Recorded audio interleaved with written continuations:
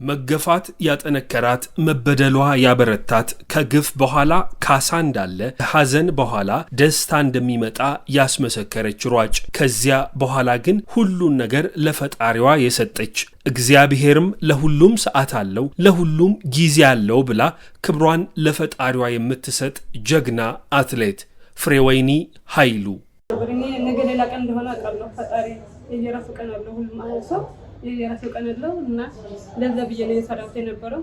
በኦሎምፒክ የተሰራባት ግፍ ለማሰብ የሚከብድ ነበረ። እርሷ ስለ ጉዳዩ ስትናገር ደራርቱ ትወዳደሪያለሽ ብላ እስከ መጨረሻው ቀን ድረስ ዋሽታኛለች ትላለች። ከአዲስ አበባ ስሄድ ከሌላው አትሌት ተለይቼ ነው የሄድኩትም ብላለች። ፓሪስ የሚያናግረኝ አጥቼ በክፍሌ ውስጥ ተደብቄ ነበር የሰነበትኩት የሚል ሐሳቧንም አጋርታለች። ፓሪስ ላይ የምትመገበው ምግብ አታ በአሰልጣኞች የሚመጣን ፍራፍሬ እየቀማመሰች እንደሰነበተች የውስጥ መረጃ ምንጮቻችን ጠቁመው ነበረ። ይህንን ባውቅ ኖሮ ከሀገሬ እግሬን አላነሳም የምትለዋ ፍሬወይኒ ኃይሉ ዜግነቴን እንድቀይር ነበረ ተደርጎብኝ የነበረው ደባ ያሳሰበኝም ብላ ታውቃለች። ማንነቴን አሳይቼ ወደፊት ሀገሬን በእርግጠኝነት በዓለም አደባባይ አስጠራለሁ ብላ ያኔ በተገፋችበት ጊዜ እንኳ በእርግጠኛነት ለወደፊት ውጤት እንደምታመጣ ተንብያ ነበረ። ደራርቱ ከ5000 ወጣሽ 5000 አስተካክለናል፣ በቃ አትጨናነቅ፣ ዝም ብለሽ ስራሽን ትስሪ አለች። ዘንድሮ አመት የተሻለ ውጤት ያለኝ በ5000 ወርቅ ያወጣበት በእንዶር ነው። በ5000 የአመቱ 3ኛ ሰዓት ፈጣን ነው ያለኝ። ምንም ሳይረጡ እየተመረጡ ነው። እኛ ግን ደክመንም እየቀረን ነው። የዩቲዩብ ቤተሰቦች የዛሬዋ ባለ ታሪክ በቅርቡ በናንጂንግ ዓለም እያያት ጥፋት የሰሩባትን ሁሉ ሜዳ ላይ በልዩ ብቃቷ ዘርራ መገፋቷን በውጤት የካሰች ጠንካራ ብርቱ አትሌት ናት። በናንጂንግ የቤት ውስጥ ዓለም አትሌቲክስ ሻምፒዮና በ3000 ሜትር ወርቅ ለሀገሯ ያመጣች፣ በኦሎምፒክ ግን በብቃቷ ምክንያት ሳይሆን በኢፍትሐዊነት ያልተካፈለች ጀግናዋ ወጣት ሯጭ ፍሬወይኒ ኃይሉ ከቻናላችን ጋር የነበራትን ልዩ ቆይታ ትከታተላላችሁ። ከዚያ ሁሉ አስቀድማችሁ ግን ሰብስክራይብ በማድረግ አግዙን። ላይክ እና ሼር እንድታደርጉም በአክብሮት እንጠይቃለን። ይህንን ፕሮግራም እስከ መጨረሻው ድረስ በመከታተል በዚች ልጅ ላይ የደረሰውን ግፍና ይህንን ግፍ እንዴት አድርጋ በድል እንደተወጣች ለህይወት ትምህርት መሆን የሚችል ስንቅን ያዙ። ከወራቶች በፊት በፓሪስ 2024 ኦሎምፒክ ለመሳተፍ የሚያበቃትን ሁሉን ነገር አድርጋ ዝግጅት ላይ ነበረች።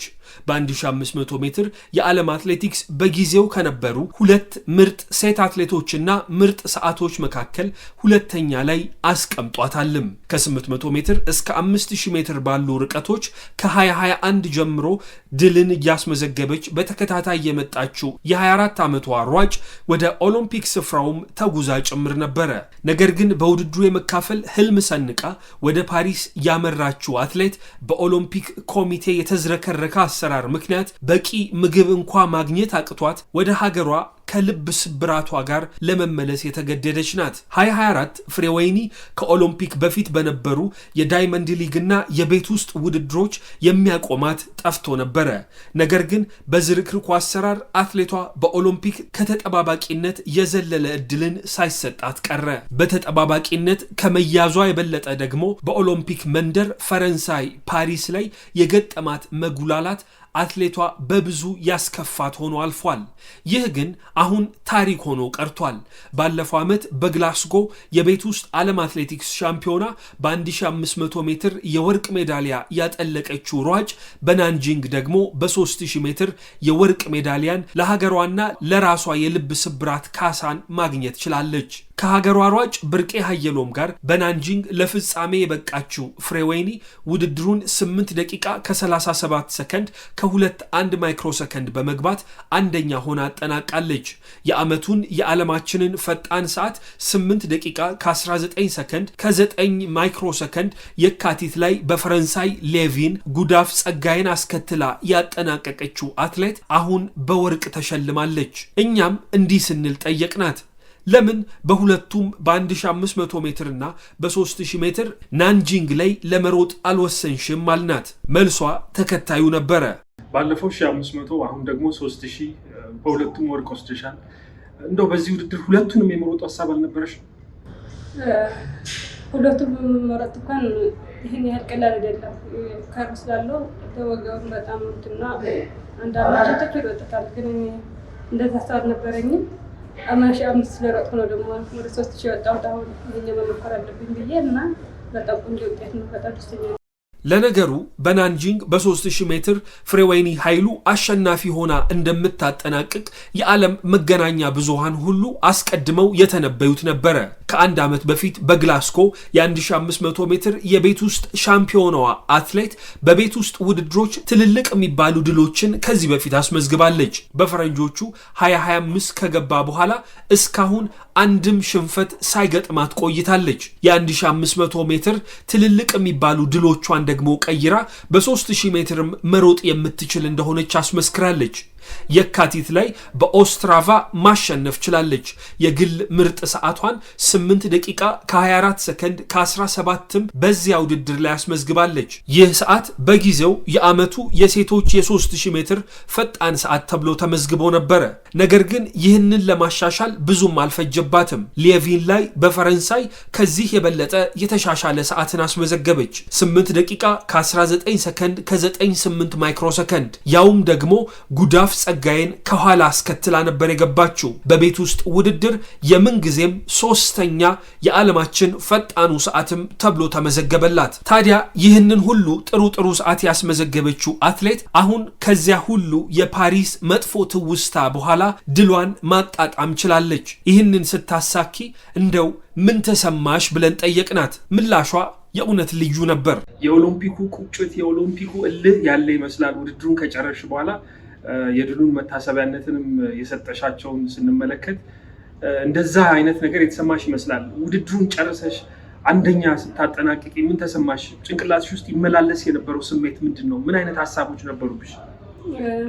ልክ ነው። እሱማ አምናም የቀረሁት ውጤት ስላልነበረኝ አይደለም፣ የአንዳንድ አሰራር ችግር ስለነበረ በዛ ነው ውጤቱ የሆነብኝ።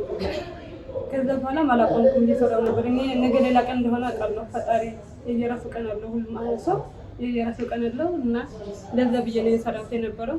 ቶኪዮ እንዳለፈ ፓሪስ እንዳለፈ አልፏል። ከዚህ ደግሞ የተሻለ ውጤት ለቀጣይ ነው ማሰብ ያለብኝ። ይሄኛው ያለፈ ነገር ማሰብ እንደሌለብኝ ነው የማምነው።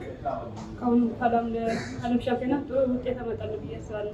የአሰልጣኞች ችግር እንደነበረ አቶ አስፋው ዳኜም የቡድን መሪያችሁም ሲያወሩ ነበረ።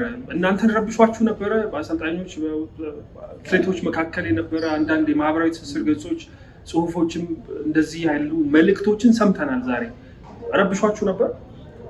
እኔ እንጃ አለ አይደል አምና እኔ እንደደረሰኝ አትሌቶች ጋር ደግሞ ደርሶ ሊሆን ይችላል። እኔ ጋር ምንም የደረሰብኝ ችግር የለብኝም። በዚህ ጊዜ ሌሎች አትሌቶች ብናላት ይኖራል። እኔ እንጃ ብዙ የተከታተልኩት ነገር አልነበረ።